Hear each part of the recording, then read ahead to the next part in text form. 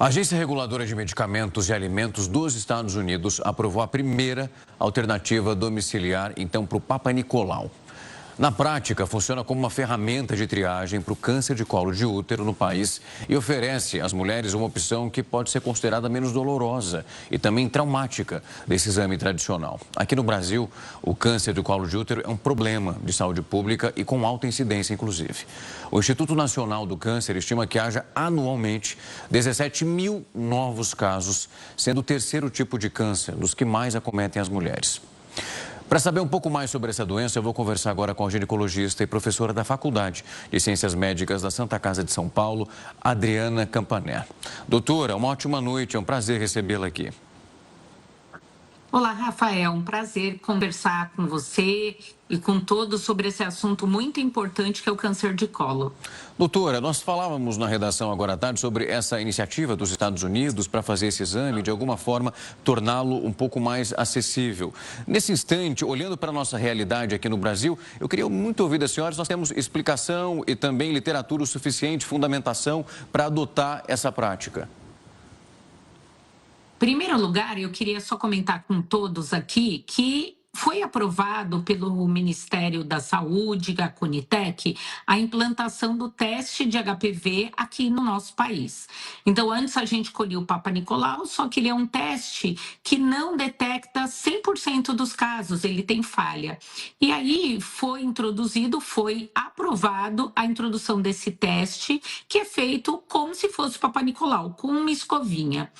E aí, esse teste vai detectar mais casos. E por que eu estou comentando isso? Porque esse teste que foi aprovado nos Estados Unidos, ele se baseia na coleta de um exame para detectar, não, o vírus HPV. Esse vírus HPV, ele que é o responsável pelo câncer de colo. Então, para a gente ter o câncer de colo, a gente precisa ter o HPV. Então, esse teste, ele detecta se tem ou não tem o HPV. Se a mulher não tem o HPV, não tem perigo de ter o câncer, ela pode ser acompanhada com intervalos mais distantes.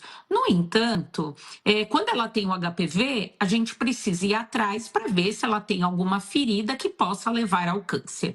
Esse teste a gente chama de autocoleta. Então, a autocoleta é quando a própria paciente colhe o teste e aí ele vai para o laboratório para pesquisar se existe ou não HPV.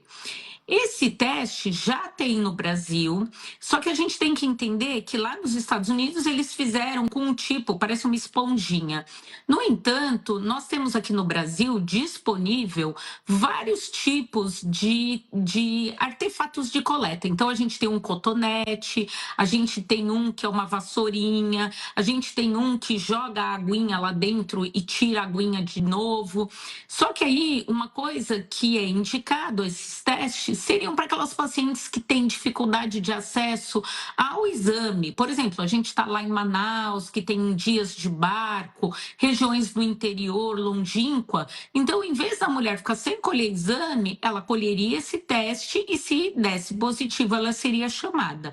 Ou pessoas que morrem de medo, como você comentou, em relação a colher o exame, porque ele é incômodo, ou pacientes transgêneros. Então, a gente teria a indicação naquelas que existe a dificuldade da coleta do exame no posto ou pelo médico. Então, a gente já tem no Brasil, é bem interessante, e a sensibilidade dele é boa, quer dizer, quando a gente faz o exame, quer dizer que ele dá certo e aí é menos incômodo. Só queria frisar aqui que esse teste tem alguns lugares aí, farmácias, que estão vendendo. Colhe aqui seu Papa Nicolau, autocoleta.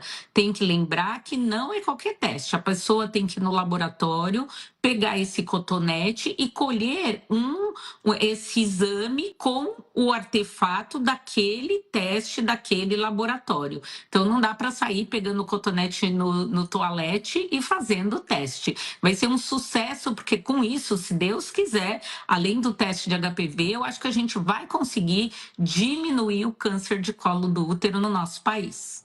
Doutora, informação extremamente importante. Eu queria trazer um ponto para a nossa conversa, uma divulgação que foi feita, inclusive, pelo Ministério da Saúde, o governo federal, dizendo que nós temos aqui entre os cânceres que eles acometem as mulheres, esse é o terceiro, o câncer do colo de útero.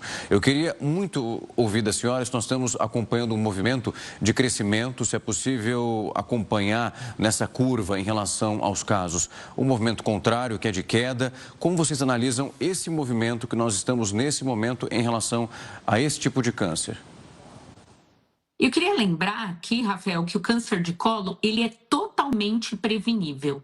Nós temos dois tipos de prevenção. Nós temos, primeiro, a prevenção primária, que é quando a mulher não entra em contato com o vírus. E como é feito isso? O ponto principal é a vacina do HPV. O paciente toma vacina e vai evitar que pegue o HPV. E o segundo é usar preservativo, ter um sexo seguro.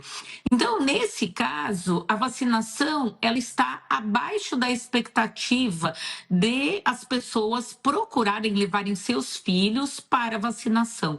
A gente tem que lembrar que a vacina no SUS ela é orientada de 9 a 14 anos para meninos e meninas. Agora a gente está tendo um resgate até 20 anos e também para as pessoas imunossuprimidas e vítimas de abuso sexual de 9 a 45 anos. Então, todo mundo tem que saber, tem que ir nas unidades básicas e tomar vacina. Com isso, a gente vai conseguir diminuir o câncer. Só que a gente não tem uma adesão à vacinação, ela está ao redor, sei lá, 60%, 70%. E aí, o que acontece? A gente tem uma dificuldade de procura ao Papa Nicolau, que é hoje o que a gente tem, e aí dificuldade de lugares para tratamento daquelas mulheres. Então, a gente observa que o câncer de colo, ele até diminuiu um pouco a sua prevalência, porque ele era o segundo tumor. A gente teve uma queda dele e uma ascensão desse outro câncer de intestino, que é o segundo lugar. Então, eu acho que nós, profissionais que estamos engajados nessa luta contra o câncer, a gente está tentando divulgar. Eu acho que a gente está tendo uma diminuição, é o que a gente percebe, e eu espero que nas próximas estimativas a gente tenha uma diminuição. Mas eu queria enfatizar, gente, vacinação, cuidado com atividade sexual, proteção e também lembrando de fazer, por enquanto a gente não tem o teste de HPV, no mínimo colher a citologia. A gente vê no Hospital Escola, né, lá no nosso hospital, mulheres que chegam com câncer de colo e a gente vai conversar. Ela pergunta, olha, quando que você colheu o seu último? Nunca colhi há mais de 10 anos, 20 anos. Então, a gente tem que... É uma oportunidade ótima estar aqui falando disso, da procura ao rastreamento. Doutora, para aumentar esses índices de vacinação, nós acompanhamos algumas ações acontecendo, inclusive nas escolas. Eu falo isso, eu passei recentemente isso com o meu sobrinho, está ali na faixa dos seus 13, 14 anos, recebeu essa notificação da escola de uma busca ativa. E ali nós percebemos uma dificuldade dos pais em conseguir lidar com aquilo ali, muitos discutindo. A gente lembra que é muito comum hoje, grupo de WhatsApp de pais, eles conversando, tentando entender se vão vacinar ou não. E uma resistência muito grande, principalmente dos pais de meninos, dizendo que, poxa, não, mas estou falando de um câncer de colo de útero, ali nós temos, de fato, como que isso poderia, de alguma maneira, afetar meu filho? Quase que, infelizmente, numa situação, ignorância no sentido real da falta de conhecimento, como isso pode acontecer. Eu queria muito aproveitar a sua presença aqui para explicar a importância também dos meninos receberem essa vacina. Rafael, é interessante essa sua pergunta, porque é o seguinte, o HPV é um vírus que é transmitido principalmente pela atividade sexual. Não quer dizer só atividade sexual propriamente dita, mas às vezes manipulação sexo oral. E o vírus, quando ele é adquirido, tanto pode ser adquirido pelo homem quanto pela mulher. A gente pode ter o desenvolvimento de câncer do colo na mulher, mas tem o câncer de vulva, o câncer de vagina, o câncer de ânus, e o homem, ele também pode ter câncer de ânus, ele pode ter câncer de pênis, e hoje está aumentando muito, nos Estados Unidos tem vários estudos, o câncer de garganta. E esse câncer de garganta, a gente ainda não sabe exatamente o motivo, porque ele é quase a totalidade, ou a maioria, vamos dizer, dos casos de câncer de orofaringe, garganta, boca, é nos homens. Então, vejam, os homens, eles são suscetíveis à infecção pelo HPV, eles podem desenvolver esses cânceres, então a vacina, ela é importante para o homem. A gente tem, então, a menina que vai se proteger do câncer de colo, mas dos outros, e lembrando também que na vacina a gente protege contra aquelas verrugas que são chamados os condilomas. E o menino também pode ter. Então, os meninos, de uma maneira geral, vejam, pais, por favor, levem os seus filhos também. Não é só as meninas, os meninos se protegem desses cânceres e de garganta também. Então, existem também estudos que a gente chama de vacinação universal. Porque é o seguinte, se meninos e meninas tomarem vacina, o que vai acontecer? Se o vírus ele vai tentar chegar no menino, não vai conseguir penetrar porque ele tomou a vacina e tem anticorpos. Se a menina também tomou, também não tem onde o vírus entrar. Então, se o vírus não entra em ninguém, o que vai acontecendo com a prevalência do vírus? Vai caindo. Então, com a vacinação de ambos os sexos, a gente também tem uma queda da circulação do vírus, que chama imunidade de rebanho. Então, o importante que a gente vê nos países onde foi introduzida a vacina no sistema público, o que a gente vê está caindo? As verrugas, os pré-cânceres, os cânceres, e isso aconteceu principalmente porque está vacinando todo mundo. Vacinação em homens e mulheres é muito importante. Doutora, um outro ponto que é importante, olhamos aqui para os mais jovens, ali na faixa de 14, 12, 13 anos, mas as pessoas já estão numa fase adulta, na casa dos seus 25 anos, e não passam por nenhum tipo de comorbidade. Há necessidade também elas podem procurar as unidades de saúde, ou nesse caso a vacinação é direcionado, no caso de uma pessoa imunossuprimida, algumas condições específicas onde o caso ele pode apresentar uma maior gravidade? Muito interessante, porque todo mundo acha que a vacina do HPV é só para criança e adolescente. Você enfatizou bem, a vacina do HPV no SUS, ela é direcionada a meninos e meninas de 9 a 14 anos, imunossuprimidas e abuso sexual de 9 a 45. Mas eu queria lembrar aqui que a gente também, nas clínicas privadas de vacinação, a gente tem uma outra vacina. No posto é a vacina quadrivalente. Nas clínicas de vacinação, a gente tem a vacina que se chama nonavalente. E ela é direcionada a meninos, meninas, homens, mulheres de 9 a 45 anos.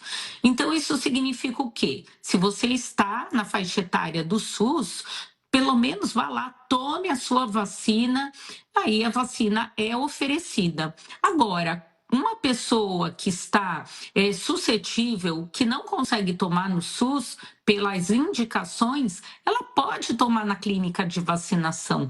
Então, existe essa possibilidade também dela receber. E o que está acontecendo hoje, Rafael, que é bem interessante, a gente tem as curvas de prevalência do HPV. Isso significa o quê? Eles estudam e eles veem quem tem mais HPV e quem tem menos. Então, a gente vê que quem tem mais HPV são as meninas até 25 anos, porque elas se expõem mais. Então, a gente tem troca de namorados e assim por diante. Só que quando passava dos 25, essa curva de pessoas com HPV ia caindo. Só que o que está acontecendo agora? Saiu uma estatística do IBGE no ano passado, uma nova, mostrando que as mulheres, a média de separação no nosso país é por volta de 42 anos. Então, vejam, hoje as mulheres estão separando jovens e elas acabam arrumando novos parceiros. Elas acham que elas são mais velhas e aí a gente não tem que se cuidar. E o HPV está pegando essas mulheres. E a gente está tendo agora uma curva que está aumentando nas mulheres mais velhas, que a gente chama uma segunda onda de aquisição do HPV. Então, a gente tem uma muitas em jovens, ele cai na idade, nessa média, e vai subindo depois de novo. Então, o importante, eu acredito que vacinação é para todos, né? A gente tem que pensar. Então, não é porque a mulher está com 40 anos, às vezes ela teve HPV lá na sua adolescência. HPV a gente tem mais de 200 tipos e no trato genital por volta de 40. Então, ela pode ter pego um tipo lá atrás e agora ela pode pegar outro tipo. Então, todo mundo tem essa ideia errônea que HPV é só um tipo e eu não tenho mais perigo. Doutora, eu queria muito agradecer o tempo e a disponibilidade para vir aqui conversar conosco, passar esse recado que é extremamente importante. Eu acho que se uma coisa que todos nós gostaríamos de ouvir é que temos vacinas para evitar todas as doenças, principalmente o câncer. Quem já perdeu alguém na família, seja ele qual for, sabe da dificuldade. E saber que é possível prevenir um deles é muito importante. O recado tem que ser repassado 1, 2, 3 vezes, quantas vezes elas forem necessárias. Muito obrigado por vir aqui conversar com a gente. Eu que agradeço esse tempo para conseguir alertar a nossa população e fornecer uma informação mais confiável. Boa noite a todos. Boa noite, doutora. Até mais.